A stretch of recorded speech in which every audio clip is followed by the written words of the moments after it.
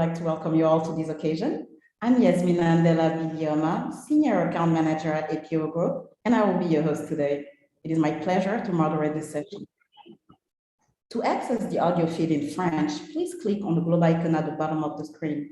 Pour écouter la conférence en français, merci de cliquer sur l'icône en forme de globe qui est située en bas de l'écran à droite. Leading global risk special consultancy Control Risk and Oxford Economics Africa have organized this press conference today to launch the 6th edition of the Africa RiskReward Index. Without wasting any time, I would like to take this opportunity to introduce you to a global team of Africa's experts who are the panelists of today's press conference. We will have the pleasure to meet Bukola Bulariwa, Senior Analyst for West Africa at Control Risk. We will also dedicate some time to Patricia Rodriguez, also a Senior Analyst for West Africa at Control Risk. And we will also get to hear from Seamus Duggan, is the Associate Director for Sub-Saharan Africa for Control Risk. And finally, we will get to hear also from Tim Cox, Partner for West Africa at Control Risk based in Nigeria. The program for this exceptional press conference is as follows. Our speakers will share their insights and views on Africa post-pandemic recovery and key themes featured in the 2021 report, followed by a Q&A session. If you have any questions, please type them on the dedicated Q&A feature, and our expert will gladly answer them. And please don't forget to mention your name, the media outlet that you're representing today, as anonymous questions will not be treated. And now I would like to give the floor to Bukola Bulariwa, Senior Analyst for West Africa at Control Risk, based in London. Bukola, the floor is yours. Thank you, Yasmina. Good morning, everyone. My name is Bukola Bulariwa, and I'm the Senior Analyst for West Africa based in London. Today, I'm really excited to talk about the launch of the Africa RiskReward Index, which Control Risk has been publishing since September 2017. The index illustrates the evolution of the investment landscape in major African markets and really provides a grounded outlook of key events and trends shaping the investment in these economies.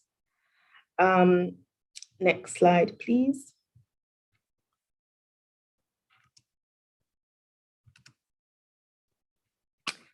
Just a quick overview of the index. It offers a comparative snapshot of market opportunities and risks across the continent, supporting organizations in developing an informed strategy when looking to grow their business or invest in Africa. This year, we're assessing 3 main themes. The first theme is Healing Stronger, which is looking at how the COVID-19 pandemic can give rise to new industries. This theme assesses how the pandemic has driven the expansion of Africa's health tech and biotech capacity. The second theme is Paying the Bill, Innovative Solutions for Africa's Debt Crisis. This theme analyzes how governments are rethinking their finances in ways that offer new opportunities. And the third and final theme is Cooperation, Competition, and Conflict, the changing dynamics of military intervention in Africa. This looks into the security environment in the short term that investors will have to monitor and mitigate across Africa. Next slide, please.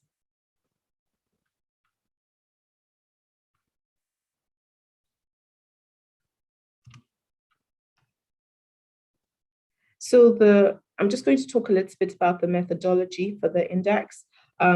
So the index uses a combination of risk and reward scores, integrating both economic and political risk analysis by Control Risk and Oxford Economics Africa. The scores incorporate medium-term economic forecasts with operational and security risks, and also assesses market size using GDP. The countries that have seen the biggest movement in their overall risk-reward scores between 2020 and 2021 are Botswana, Zimbabwe, South Africa, Cameroon, and Egypt. For some countries, this is due to increasing reward scores, while for others, it's due to declining risk scores, or for some, it's a combination of both.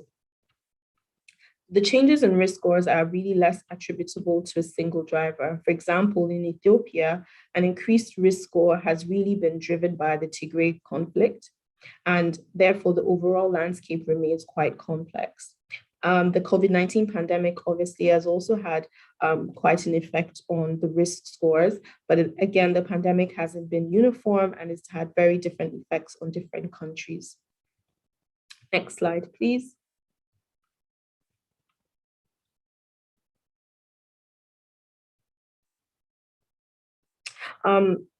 So I've spoken a little bit about some of the findings. So if you can go to the next slide. Great, so I'm just going to dive into the first theme, which we've called Healing Stronger. And it's really looking at the growth in Africa's biotech industry and how it will accelerate in the coming years. So even as the pandemic that triggered it has slowly started to push back, and we're starting to see relatively lower levels of infection than we saw at the first and second wave. Investors should recognize that this creates some opportunities which spread far beyond just healthcare and the pandemic as well. Although African countries have struggled with vaccine skepticism like other countries around the world, as well as logistical challenges which are more unique to Africa, the primary cause of the continent's low vaccination rate is really a lack of supply of vaccination. Even when they are vaccinations, the supplies tend to be inconsistent and are not really sort of determined by the countries. A lot of them just have to wait to see what they get. This has prompted efforts by various countries and companies to kind of ramp up local vaccine production and improve healthcare in the continent. For example, Johnson & Johnson's Janssen vaccine is now produced in South Africa by Aspen Pharmacare, and which is the first vaccine production facility in Africa. There are also numerous other planned initiatives to boost the continent's ability to develop and manufacture vaccines. For example, in West Africa and Senegal, there's a Belgian biotech company called Univercells, which is looking to start a plan to develop vaccines in Senegal. Another opportunity is genome sequencing capacity, which has really increased since the pandemic. This was previously only available in South Africa, and samples had to be sent from all over Africa to South Africa for genome sequencing. But now we're having genome sequencing labs, which have been established in Liberia, Nigeria, Senegal, and Sierra Leone. Analysis by the World Health Organization in October 2020 has identified about 120 different health innovation technologies that have been created or piloted in Africa during the pandemic and spurred on by the pandemic. Beyond healthcare, the development of an African biotech industry really promises advancements for agriculture as well, which employs about 60% of the continent. So the opportunities for improved seedlings, opportunities for improved agriculture that can respond to climate change with improved science built for local capacity is really something that a lot of investors need to be looking at. And really understanding that the opportunities in biotech across the continent have never been so promising. I will now pass on to Patricia to look and explore the second theme a little bit more.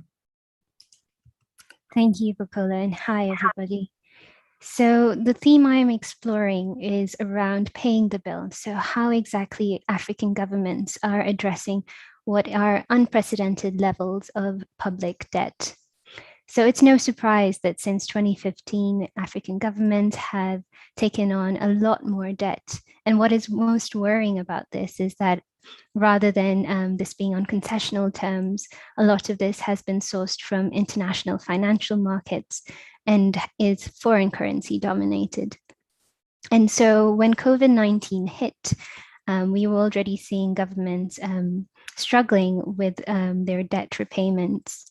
As you can see on the slide at the moment, we have 7 countries already that have debt to GDP ratios that are above 100%. More broadly, it's estimated that 48 out of 52 African countries have a debt to GDP ratio of 40%, which is above 40% rather, which is above thresholds as stipulated or encouraged by the IMF for developing economies. So how have African governments responded? Well, it's been through a number of ways. The first one has obviously been for them to take on help where it is offered. So we've seen governments look to the G20's Debt Servicing Suspension Initiative, or the DSSI, but this has come with quite a cost. So, for example, Ethiopia, which was one of the first countries to take this on, had its sovereign risk rating downgraded almost immediately after it said it had approached the DSSI initiative. Paradoxically, other countries have approached the debt issue by taking on more debt. So we've had 9 Eurobond issuances across the African continent since the start of the pandemic. I think it's interesting to note, though, that in the case of Kenya, for example, this was 5 times oversubscribed. So you can still see there's a lot of appetite for sovereign debt in international financial markets. But what we wanted to explore with this version of the risk-reward index is how African governments are really thinking about debt in new and possibly innovative ways. So, for example, we have seen governments kind of do what has been traditional elsewhere, but perhaps not in the African continent. So setting up what we call, or what are known as sinking funds. So putting aside part of their budget to make sure that they have money to pay back the public debt that they have taken on. Another thing that we've seen has been asset swaps. So this is where countries such as Namibia and some North African economies are essentially using their sovereign wealth funds or sovereign funds to try and get more local currency debt as opposed to having these foreign currency denominated assets.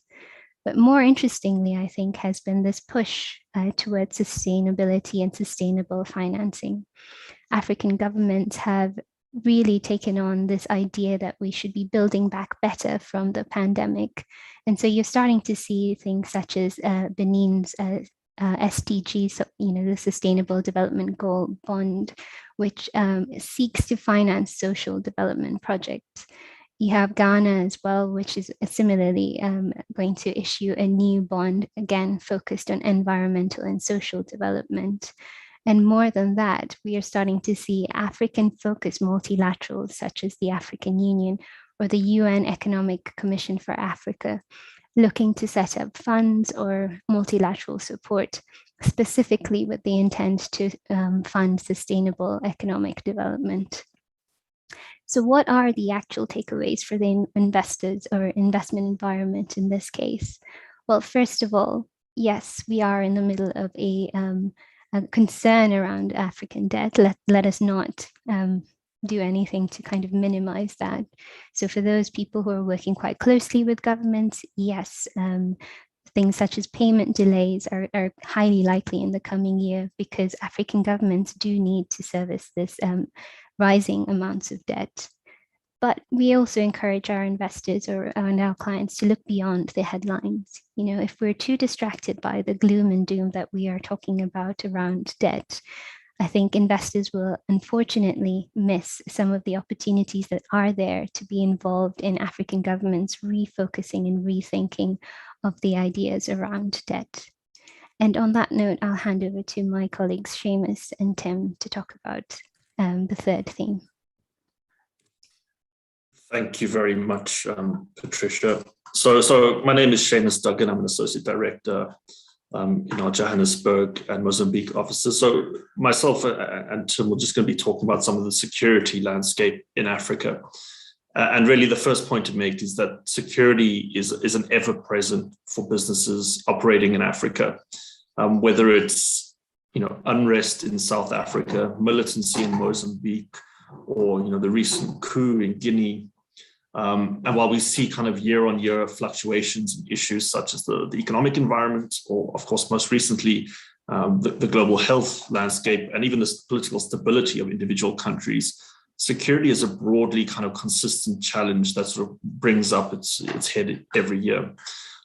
In recent months, we've seen particular interest in the question of foreign assistance on security matters.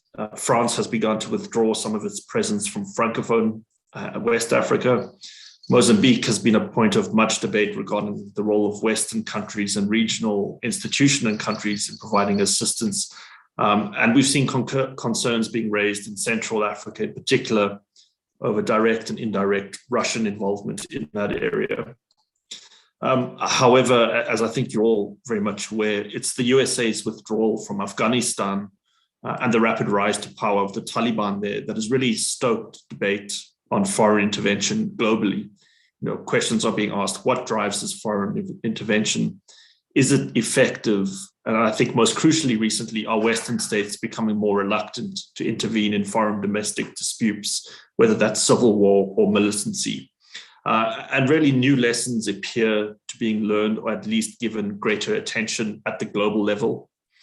However, I think arguably many of these lessons have already been learned in Africa and have impacted how both global and regional powers view boots on the ground, sort of tangible material intervention and support.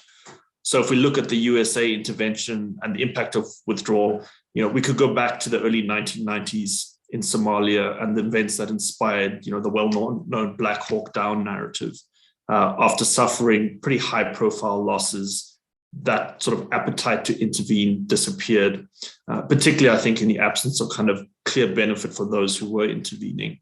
And perhaps we've seen something similar again happening in Afghanistan, where there is that sort of clash between domestic and global politics.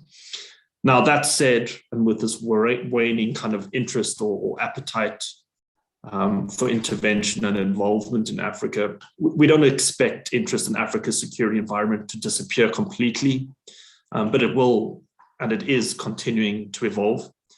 So foreign states are increasingly and pretty clearly leaning towards softer forms of intervention. And by softer, I suppose I mean sort of supporting training initiatives, providing logistical support, and every now and again we see global powers willing to provide financial support. There's definitely less appetite for either boots on the ground or the provision of military equipment, particularly from Western states. And for us, that really opens up, I think, a series of some interesting questions, not least of which is what's going to fill this relative vacuum? How will regional organizations and other African states respond to the security environment? And what will this mean for the business environment in particular? And of particular interest is whether we will see in Africa tensions rising between individual African states who are looking to engage bilaterally in providing this assistance as part of their kind of geopolitical ambitions, or whether institutions like the African Union will be able to lead in conflict resolution. So there are kind of those geopolitical power dynamics and considerations happening behind the scenes. But I think really, we want to take a step back or forward from these kind of more regional questions and look more closely at what this evolving landscape means, I think, in practice, and maybe some of the experience and control risks has had working in Africa.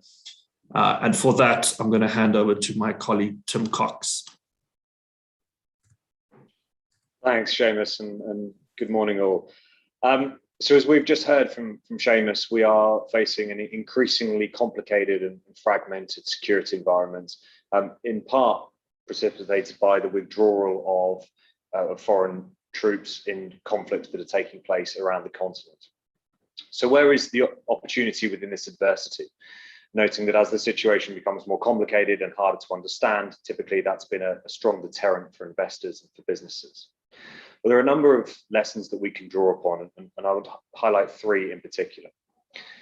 So firstly, there is a precedent of lots of businesses being very successful in these complicated security and operational environments. If you look at the FMCG space, if you look at telecoms and fintech, these are all sectors that have managed to flourish even in some of the most challenging corners of the continent. And the lessons that they bring in terms of the strategies and the approaches that they apply on ground are lessons that can be adopted by all businesses and organizations that are looking to operate. So as the situation becomes more confused and more complicated, so the requirement to look to those sectors and those businesses that have been successful for best practice increases. Secondly, it's worth noting that our understanding of the threat environment at a micro level is increasing hugely given the technology and the tools that are available to us today. So analysts who are able to access huge swathes of data and filter and sort it through AI support, combined with human intelligence from on-ground projects and footprints, are able to then apply that to create very detailed understandings of the threat environment and the way in which those threat environments will impact organizations that are trying to operate.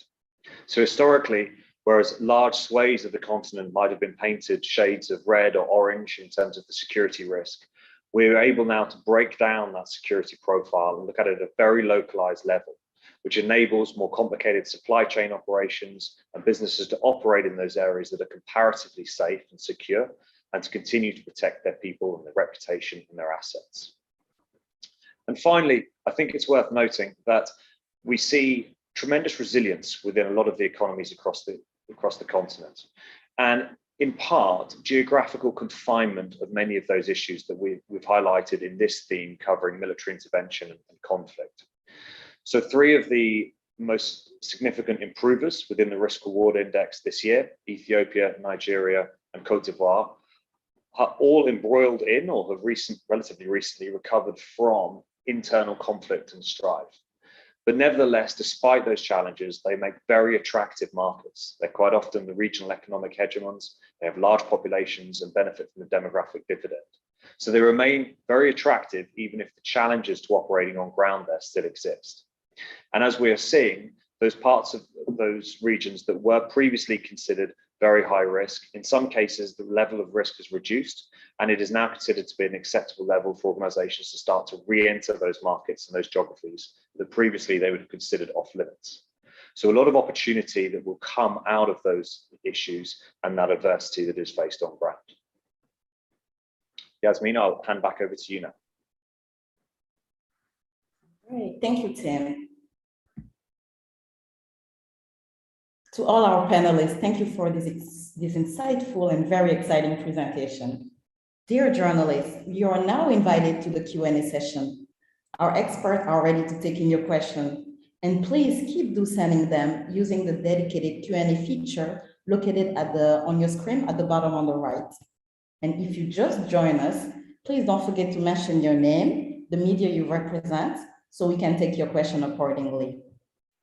We have 2 questions already from Mr. Amadou Tidiane-So, Rondel Plus in Senegal. The first question is, en quoi l'agriculture en Afrique peut-elle faire face aux effets du changement climatique?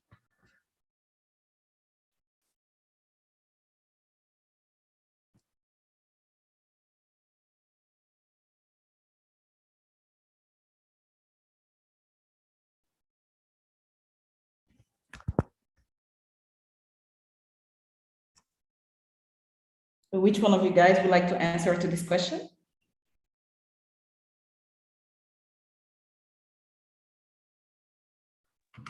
Sorry, maybe you can just translate the question. Of course, 1 second.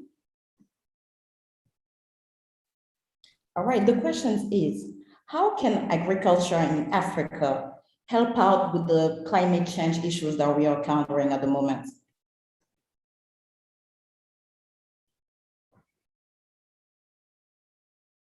Bukola?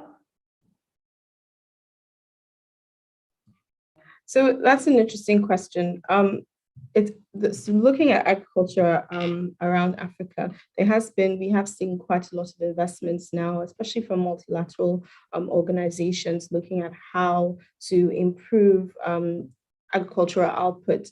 So one of the themes that we actually look at in the Africa Risk Reward Index for this year is genome sequencing and its impact on agriculture on the continent. So we've seen a wave of investments, usually led by multilateral agencies, but increasingly from private investors, looking at how they can use genome sequencing and science as a whole to improve the agricultural sector, things like seedling, output, and things like that. So it's going to be an area that we'll continue to look at, and I think that there is a lot of potential for growth, mostly driven by multilateral agencies and private investors looking into Africa. Thank you very much, Bukola. Our second question is from Gwenda Udunsi, Information Nigeria. When do you see the world defeating the pandemic? Thanks. I can jump in on that one. So, I think the key point here is that the recovery from the pandemic is uneven because of how globally vaccines are being rolled out. So we're seeing far higher vaccination rates in North America and Europe, for example, than we are in Africa. I forget the exact percentage, but I believe it's in the sort of single digits, the number of people in Africa who have been vaccinated. But it's not necessarily as simple as vaccination. So we probably have to differentiate between the opening up of movement for people versus kind of economic recovery. So with low vaccination rates in Africa, we're probably going to see restrictions kind of lasting a bit longer than we're seeing them in Europe, in America, even in places like Russia and China. But if we look at kind of the African economy, and one of the points that we make in this report is that we're already seeing those green shoots of kind of that economic pushback or that economic recovery. The reward scores across Africa are beginning to increase quite nicely compared to 2020. And a lot of that is because demand for a lot of what Africa produces is coming from China, from Europe, from the Americas. And particularly, we are sort of in the middle of or getting towards the end of a commodity super cycle. So we're seeing high demand for minerals and other resources that are being extracted in Africa. And that's because globally, some of the more developed economies are opening up and we are seeing that surge in demand, which is benefiting Africa. So on that front, Africa is probably recovering fairly well. But yes, recovery from the COVID pandemic is going to be highly uneven. I'm happy to just to come in there as well. I think, as Seamus mentioned, that there is this differentiation between the impact upon travellers and movement of people and the overall economic recovery.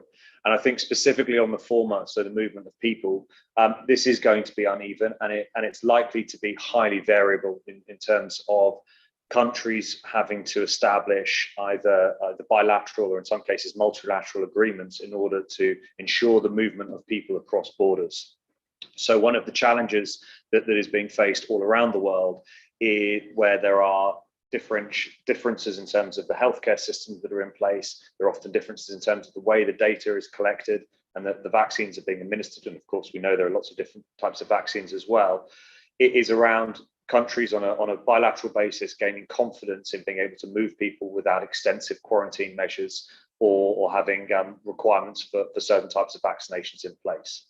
So we're going to see that is going to have a very long tail across the continent. And for the foreseeable future, there will be lots of challenges there in terms of both intercontinental travel, but also intracontinental travel as different economies implement different measures. And it's very unlikely that we're going to see any real consistency in the near future around how those measures are stipulated and ultimately monitored and controlled. So that's going to remain a challenge for a long time to come, I'm afraid. Absolutely. Thank you so much, Tim and Seamus, for your answer on this.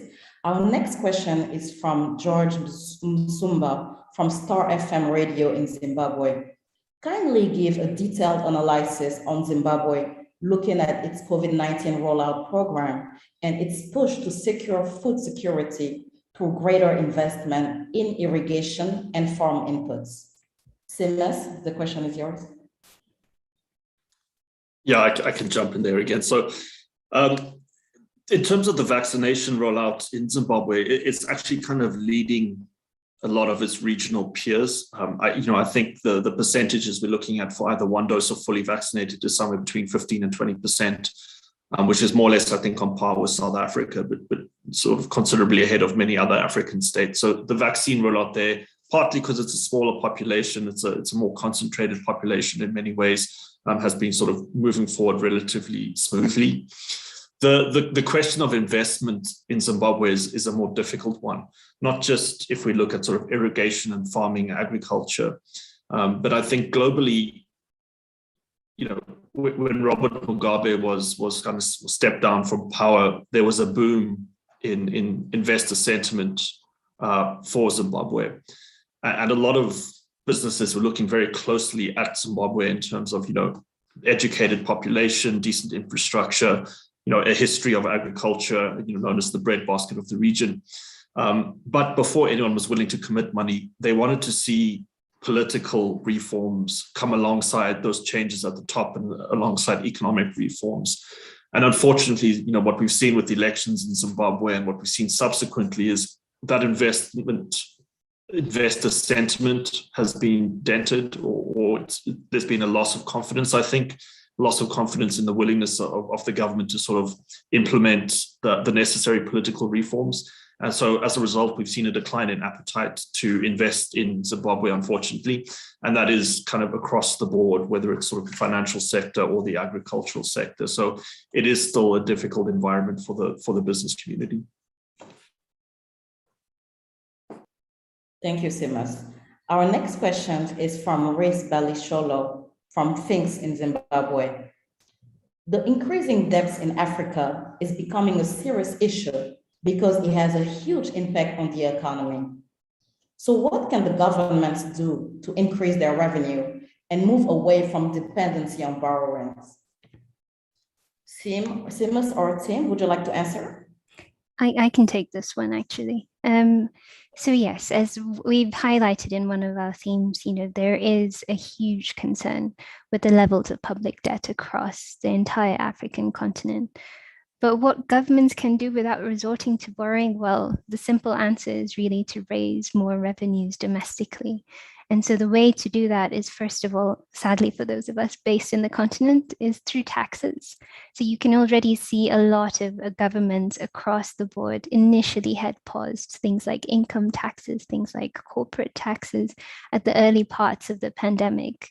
But since the beginning of the year, we've seen some of these taxes reintroduced because governments really and truly do need the finances, both to pay back existing debt, as well as fund social development projects. And so that's really and truly the first thing that they can do is around overhauling or reorganizing their tax administrations. And we are already starting to see the push. We can see that also in these governments that have gone to the IMF, for example, to ask for emergency financing. Among the many conditions that some of this financing comes with is an intent to review their domestic revenue collection. And so, as I mentioned, overhauling the taxation systems. The other thing that African governments have been doing is obviously pushing towards this concerted effort around debt suspension. So instead of saying we're going to take on more debt to pay off the existing debt, you've seen pushes, especially from civil society organizations and from governments such as Ethiopia, that are trying to get Western governments and other multilateral institutions to institute debt forgiveness. This is very much a long shot because we know the debt landscape on the continent is quite fragmented. People have borrowed from different countries, from different institutions, and from open international financial markets. But there is definitely this push towards trying to get debt suspended or even forgiven in its entirety. And the final thing which governments are really pushing towards is openness towards foreign investment. This also links back to my first point around tax. You know, the more investment that you have, the more that you're able to drive economic growth, and the broader, hopefully, your tax base becomes. So really and truly, it's a combination of these three things, looking at the domestic tax situation, pushing for debt forgiveness where they can, and ultimately trying to create an enabling environment for foreign investment. Thanks. Thank you, Patricia, for this very detailed answer. Our next question is from Carl Gernetsky from Business Day in Johannesburg. Can you kindly go over South Africa's move in the risk index and to what extent the riots in July were responsible? This question is going to go to Seamus. The floor is yours. Yeah, thanks very much. So the simple answer to that is that South Africa's movement has mostly been driven by the reward side or the economic side. And again, keeping in mind that it's coming from a relatively low baseline after kind of struggling economically in 2020. So we are seeing an improvement in its reward score. That's not just GDP growth, though. That's also looking at things like access to financial markets, and probably more importantly, things like consumer demand in South Africa, which is starting to kind of rebound. South Africa's also benefited again from that sort of commodity super cycle that is sort of underpinning a lot of sort of strong economic growth at a business level in the country. On the risk side and dealing with those July unrests, so South Africa's risk score hasn't actually changed all that much. It's remained fairly stable over the last 2 years, despite those riots. And there's a few reasons for this. One of those is that those riots, although, while they were particularly sort of widespread and more violent than we've often seen, they broadly fit into the pattern of civil unrest in South Africa. And so we typically rate civil unrest in South Africa as kind of a medium threat or risk nationally, but then as a high threat or risk in kind of your urban deprived areas, which is where you see, most commonly your service delivery protests, for example. But in short, those incidents very much kind of were in keeping with our expectations in South Africa, even if they were sort of slightly off the expected trajectory. But yeah, the move is very much being driven by that economic recovery rather than any kind of political environmental changes. Thank you very much, Seamus. Our next question is from Ross Moyo from Editor Technomag. How are these sovereign funds for sustainable financing to ensure SDGs administered, especially in countries with a record of corruption?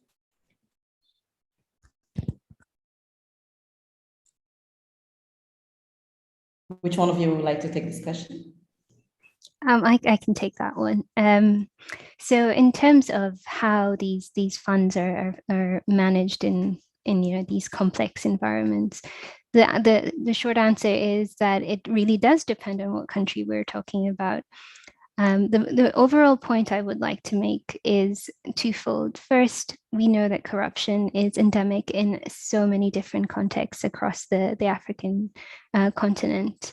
And the reasons for this are very, I would say, historical, and it has to do with the way that governments are set up, in terms of patronage networks between governments and the private sector, and a whole host of other issues to do with the way government finances are administered and the level of transparency that ordinary citizens have over those finances.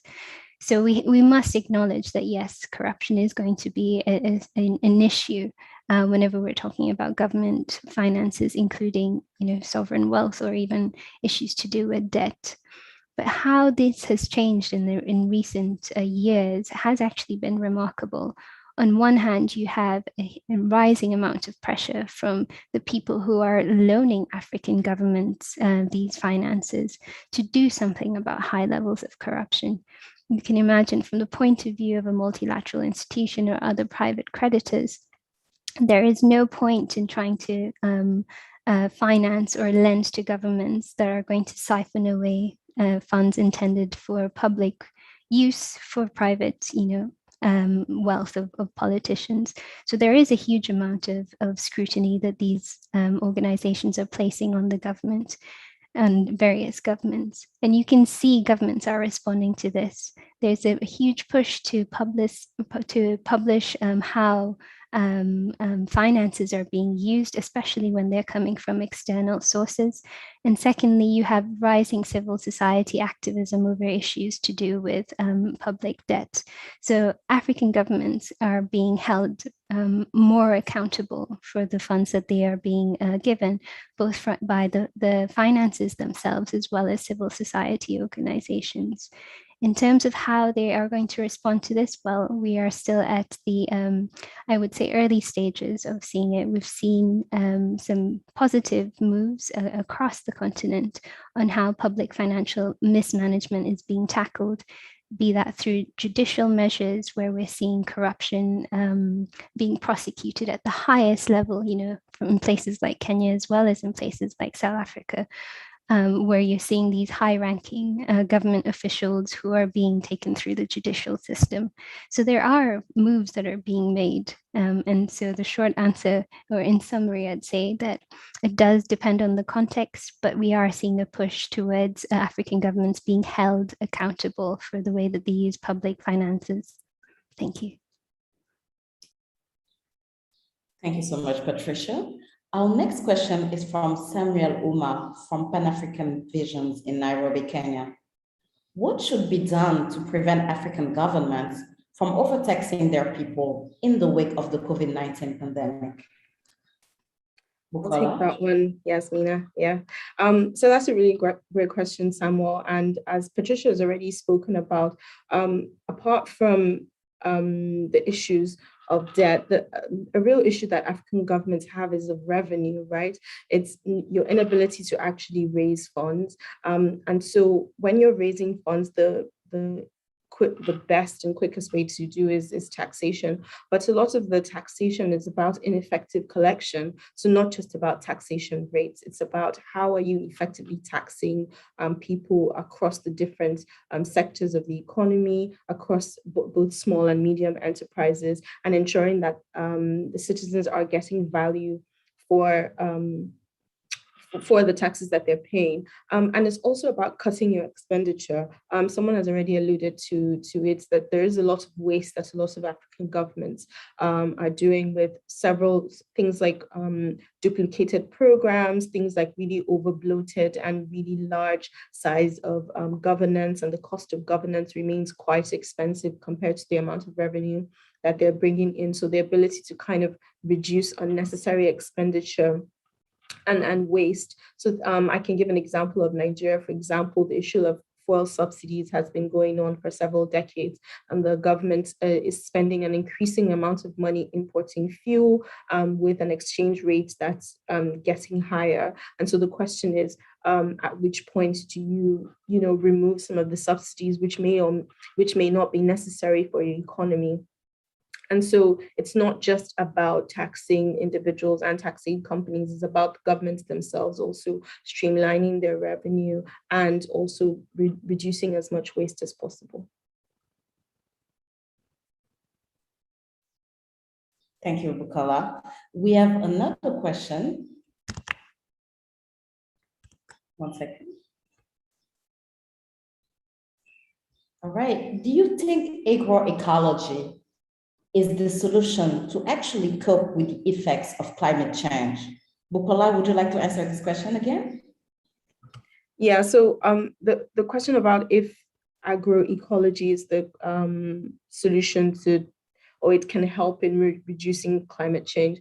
Like I mentioned earlier, the issues around climate change are obviously quite devastating for a lot of African economies, and there's also fueling conflict in huge parts of the continent. If you look at the Sahel, for example, and in places like West Africa, the issues of farmer herder crisis. And so the ability for African countries and governments to fund technology that can improve the agricultural sector is extremely important. And to answer the question, yes, it will really impact climate change. The way that water is being used, for example, in a lot of countries is becoming an issue. And so it's about asking people within the industry, as well as investors and funders, to really put money behind some of the issues that are driving climate change across the continent, bearing in mind that about 60% of the population in Africa is engaged in agriculture in some way or the other. It really is the backbone of the continent. If there isn't enough innovation going into it and taking climate change as the crisis that it is from the continent, unfortunately, the continent will be left behind in some of the ways that it can tackle it using technology. Thanks again, Bukola, and thank you all journalists for your questions. Now, allow me to thank all panelists for sharing wonderful updates on the 2021 Africa RiskReward Index. To all our media colleagues, we appreciate your valuable time and collaboration. A press release with a report in English, French, Arabic, Spanish, and Portuguese, along with infographics, will be sent to you shortly for your adequate coverage. And now back to our panelists to wrap up the session.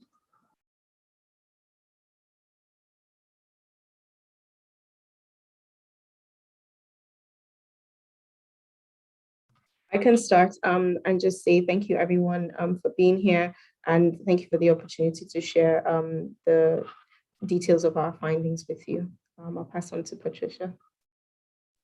Yes, just to echo, thank you so much for your attention and your questions, and of course would be happy to answer any more follow-ups.